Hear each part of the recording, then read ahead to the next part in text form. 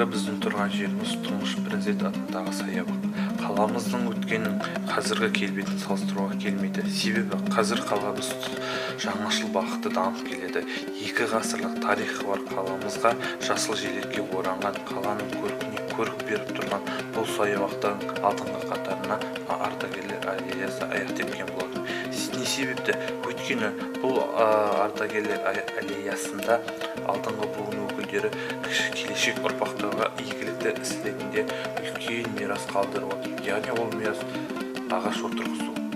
Міне достар, біз тағы да қаладағы ең тарихи мәдени ескерткіштердің бірі Жалаңтөс Баһадүр ескерткішіне келдік. Бұл тарихи тұлға жайлы біз оқушыларға ерен еңбегімен ерекше қасиеттерін туралы атап көрсетіп қана қоймай, көзге көрінетін жерлер осындай үлкен тұлғалардың ескерткіштерін таныстырған жөн. Себебі келер ұрпақ осындай үлкен тұлғалармен танысып, жақын білгені жөн. Не себепті? Өйткені осындай үлкен тұлғалар себепті елге деген құрметін, өз сүйіспеншілігін баулып көрсете алады.